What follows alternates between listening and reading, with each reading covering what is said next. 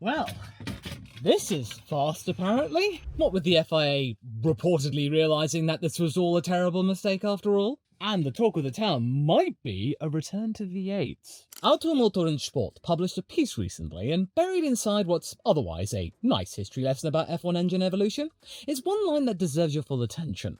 The current favourite for the 2031 power unit regulations is a 2.4 litre V8 turbo. No hybrids, no battery that drivers have to nurse through every lap, no engine deployment and tools that apparently with every single race makes it feel like the driver's doing less and less work upon realisation. And even I'm just going, my god. No, we've got instead carbon neutral fuel and a turbocharged V8, and that, I'm not gonna lie, got my foam up a bit. Would Honda and Audi put up with that kind of thing? Because the electrification angle is exactly what attracted them to F1 2026 in the first place, but we'll get to that later, because AMUS lit the fuse and now everyone is fired up, including people who are furious it's still a turbo. They are shrieking from the corners of the internet, "No turbos! We want naturally aspirated! Any kind of tainting of engine blocks is... Rah!" Seriously, the sight of one of these has now gotten them even angry against turbos. I mean, come on! It just basically tells you everything you need to know about the fan base at this point in time. All because of the confusion these regulations have caused over the last few years, as well as general tribalism that has plagued the sport. Anything right now can set off a rant. You can even bring it back to when the hybrid era began in 2014. People hated it. It was too quiet and complicated and too Mercedes. I will agree on the quiet part though, because that did make me sort of lose interest in the sport through 2014 and 15. But when this year arrived with even more electrical power, a different group lost their minds in the opposite direction. Now the batteries are too controlling, energy management and all that stuff. Not to mention the drivers sounding exhausting over team radio and not really realising that actually is my input even needed at this point? Overtakes being made when they really weren't planning to make them at that time or at all? And now, when there is the beginnings of rumblings of ideas that we might get more details of this time next year, about maybe the hybrid system being dropped entirely, and the only thing that will be added to the engine would be a little turbo, or big turbo, or whatever, now another set of people are going to be complaining about it. Because it's not a naturally aspirated engine. It's not a V8 block, it's not a V10 going at full chat that it was back in the 2000s, which I admit I remember, and I am not disparaging a V10. I love a V10 shriek. But we ain't gonna get back to that, because it's not practical in terms of the manufacturers. A V8? Maybe. But anyway, I don't think you can really win these days. But my fine ladder folk, this whole thing is really a symptom and it's not the story here. Because beneath it is a question that not many people tend to ask, and it's that who controls really where Formula One's engine formula actually goes? And who actually gets to decide what these cars sound like? Because the answer, it's never been the FIA acting independently. It's never the FIA deciding what goes into the back of a car and how it actually comes out down the tailpipe. No, it's always the manufacturers. Sometimes they have more influence over the sport than at other times. Back in the 2000s, very much so. 2026, very much so. And once you understand that, the last half a century of engine development in Formula One starts to make sense and kind of makes you feel a little bit depressed. But gentlefolk, a short view back to the past. Enter 1977, and where the real sadness is. Renault arrived at the British Grand Prix with a 1.5 litre turbocharged V6, and the paddock just laughed at them. The French team were mocked as their car kept breaking down and billowing smoke, very unreliable. Keith Duckworth, the genius behind the Cosworth DFV that was winning practically everything at the time, it was a favourite amongst the garagistes of the time and many privateers, and it was basically winning everything. It's in fact the most successful single engine in F1 history. He looked at all of the stuff regarding turbos and the potential rules and drafts and said, "Oh, turbos, oh, they'll never be competitive." Well, if you fast forward to several years later, that was basically the only way you were going to be competitive. Yeah, Keith, that take aged like raw chicken, didn't it? Within 6 years, every single team that was worth its weight in salt was having a turbocharged engine in the back. And it arguably peaked around 1986, which became probably the scariest version of a Formula One car imaginable. That year was insane. And then by that time, the Cosworth was an also ran. And yes, those cars in 1986 were terrifying, but they were also seen by the purists of Formula One as godly. That's the Renault story, pretty much. A company that dragged the F1 world screaming and kicking into the turbo era. It might have not been successful on debut, but it certainly got people thinking about it, and within a few years, it was pretty much commonplace. It's just sad to see them where they are now, where nearly 50 years later, they don't even take part in Formula One, and I don't think they'll ever be coming back. And look where they are right now. It's pathetic. A bastion of racing engineering, the marque's not even there in all its glory. It's known as Alpine. That's their current project, and whilst that brand does have its own set of racing pedigree, and it spent the better part of 4 years oscillating between midfield chaos and full corporate identity crisis before restructuring entirely. Now with not even a Renault engine in the back. Basically, Renault has become a spectator in a series which it helped pioneer and even introduce the concept of turbos in the mainstream, and then producing, ultimately, the 1986 beast. It's just, oh my goodness. You go and find some archive footage of 1986.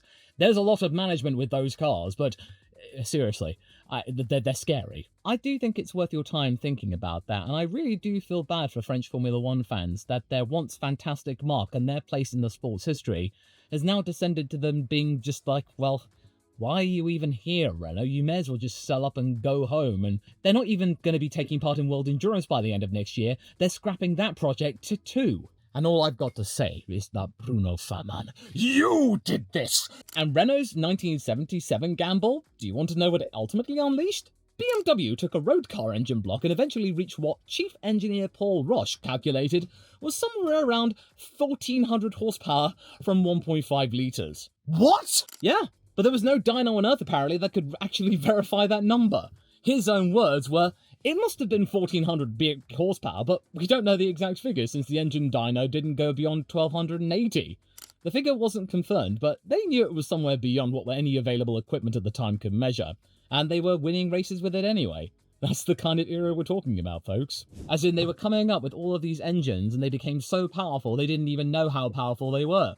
Well, no wonder Jeremy Clarkson just screams, power and speed! He grew up in that environment where, you want a fast engine? Okay, go build it. Because it was acceptable in the 80s.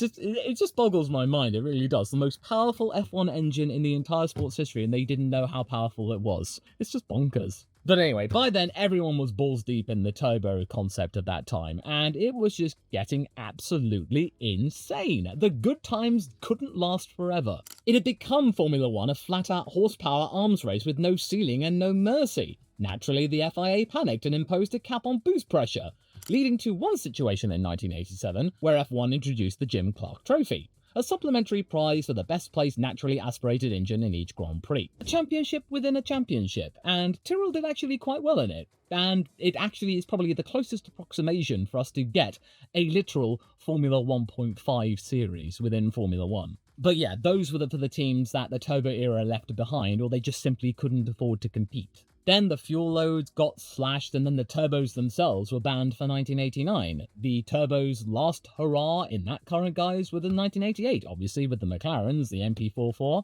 becoming the most dominant car in the sports history until the RB19 rocked up. But yes, those engine regulations were scrapped, not because they weren't spectacular, it's because they were too spectacular. And the teams that didn't have manufacturer backing were just basically being annihilated. You didn't have room for privateer teams unless they wanted to just have a little piddly Jim Clark trophy. Keep that in your mind, folks, because there is a pattern here, and you know me, I do love me some patterns. Because then we got the naturally aspirated era, and we got to a point where, sure, you had a couple of V8s here or there, but we all know the V10s and their particular shrieks, and of course, Ferrari being Ferrari and deciding to rock up with a V12, and the V12 Ferraris peaking in 1995, that was the last year of them doing it. Even some journalists find it hard to describe what that sound is like. So, yeah, give it a listen. There's just something about it, right? But even that era converged, because by 2006, the V8 was mandatory, a 2.4-litre one.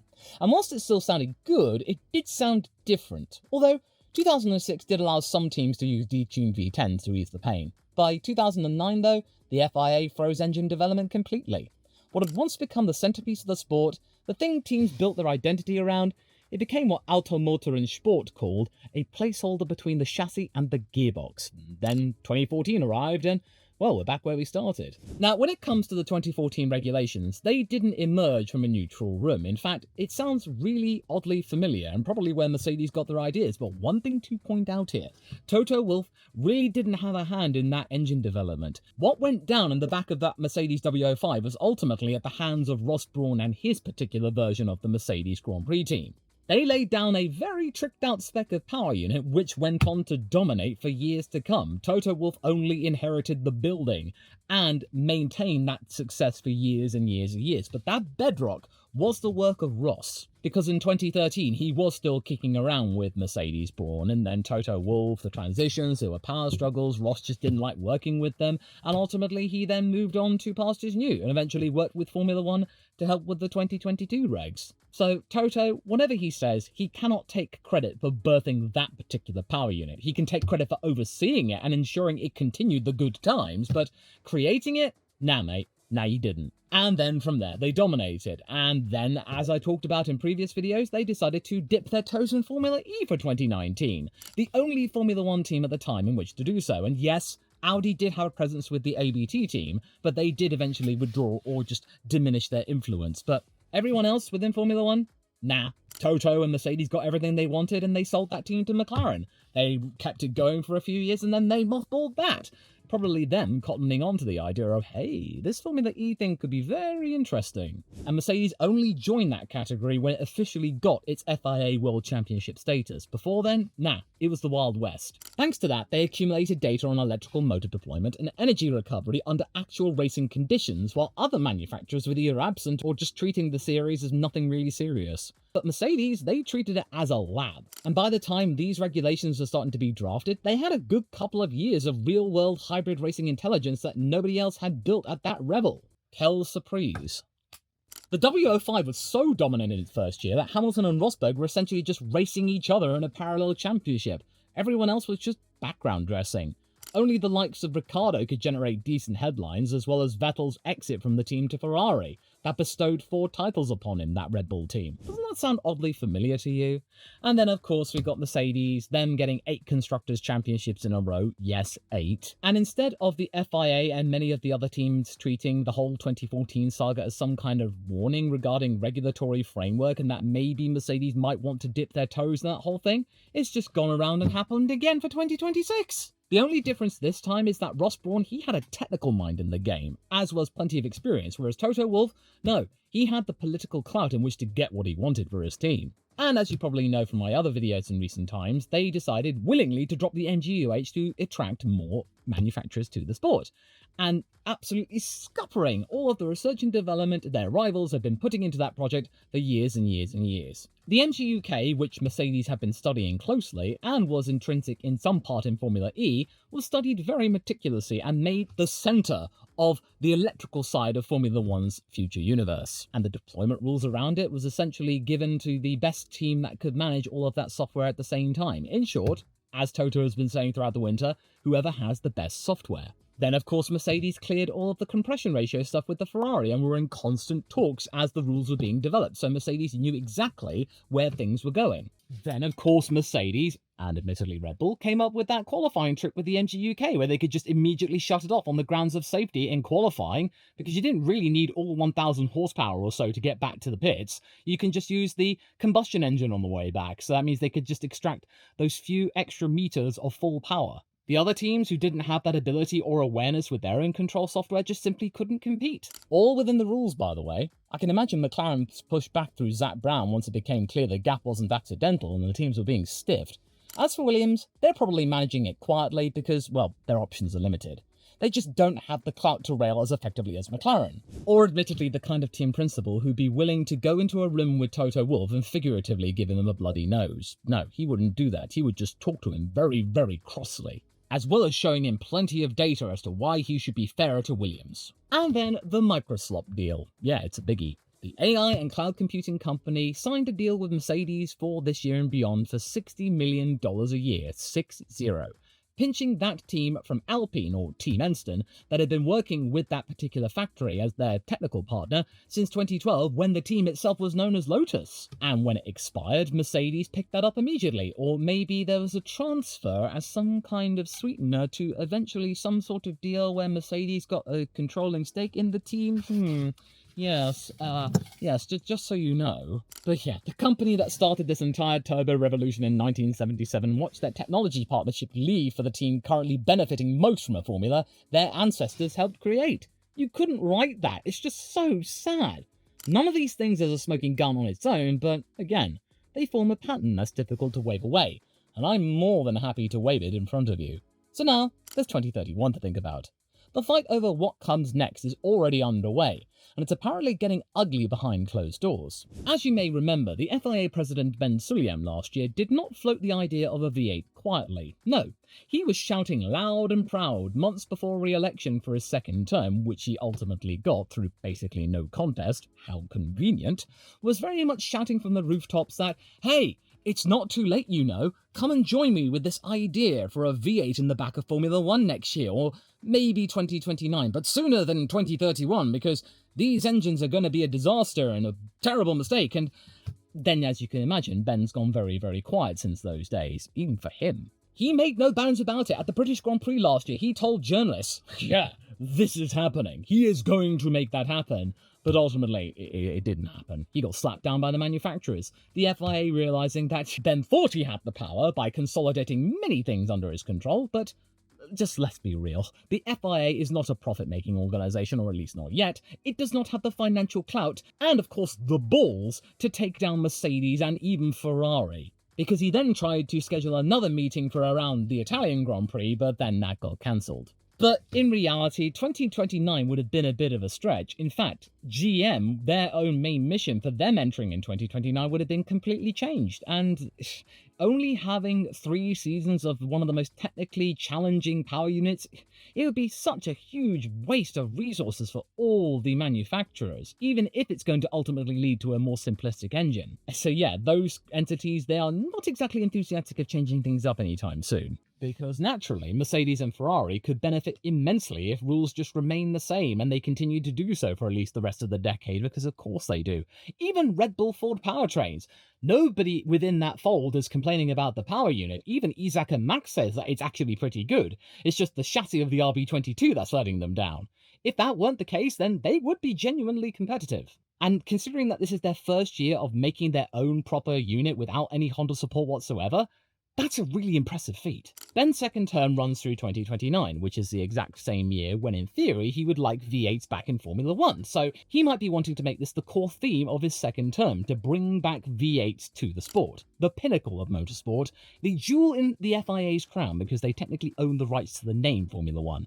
Not much else, admittedly. And the manufacturers know this, so the clock, it really doesn't matter to them, because sure, he might be able to, Ben, get a third term, maybe. But the reality is that the manufacturers, they're in no rush to change things. Ben might want to do this, the fans, or some of them might want to do this, but if the manufacturers don't want to change the power unit, then they won't. They'll refine them, of course, that's absolutely fine. It's evolution. Completely overhauling them in 3 years, unless there is a very good reason to do so, or if that road relevance chestnut proves that, hey, carbon neutral fuels inside existing combustion engines really works, just stick a turbo in there and they're good, then they might start considering it. But until then, no, they won't. All of which puts Audi and Honda in one of the more uncomfortable positions on the grid.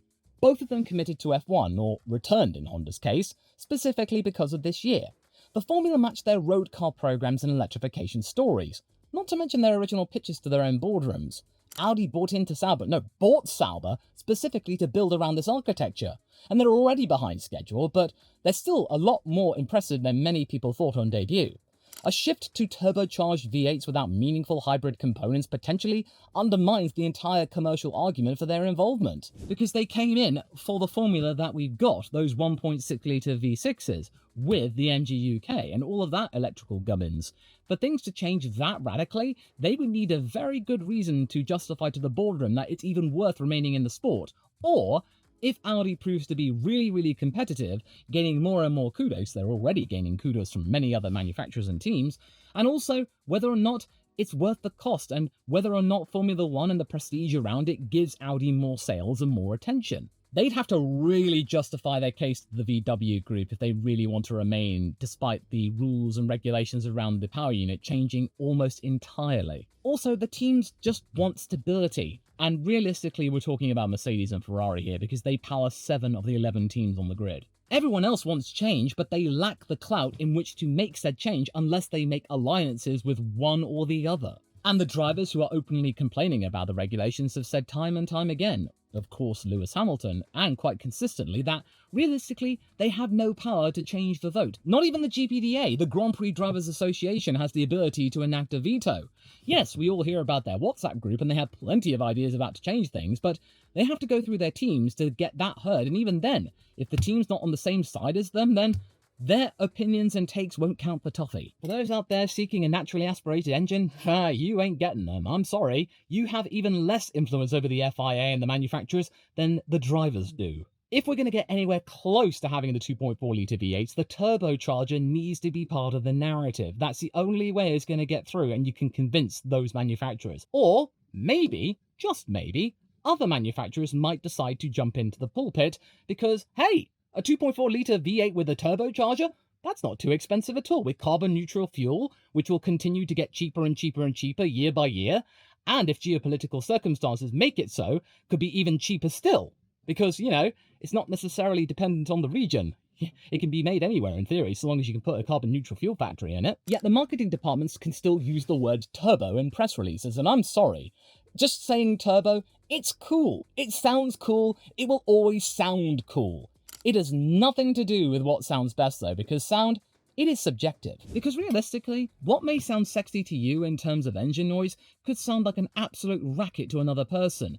And that's okay. Whatever happens, the right answer within Formula One will depend on what the manufacturers can actually agree upon. The majority, of course. And with Toto Wolff having the influence of 4 teams on the grid of 11, that's a pretty big starting point. That was the case in the late 70s, and then the mid-80s, and then in the mid-2000s, and then in the mid-2010s, and it's the case today, and then into the future. It's going to remain the same, folks. It will really depend on what the manufacturers believe what we should deserve as Formula One racing, and what will suit their bottom line. And the fans who are arguing about V8 turbos, who are they arguing with, really? I don't think they're arguing against the FIA or shouting at the teams and whatnot. I think they are trying to aim all of their anger at the people that made these regulations what they are and got them extremely confused and questioned their even purpose of being a Formula One fan. They're getting mad at the VW group and their own boardroom. They're getting angry at Honda's boardroom for agreeing to all of this and enabling the 2026 regulations as they are. And whoever Mercedes had in the room when they were actually tabling the regulations for 2026 for daring to stick their nose in business what they really shouldn't do, again! In that sense, the sport we've been watching has never quite existed the way we imagined it. It's always been a negotiation between manufacturers, and what's coming next will come down to what those can actually sell to consumers. If they can sell carbon-neutral fuels inside a turbocharged combustion engine, they'll do it. They'll make a deal, and make a lot of money. And here's a deal for you. I will offer you this video over here. So, see you on the other side.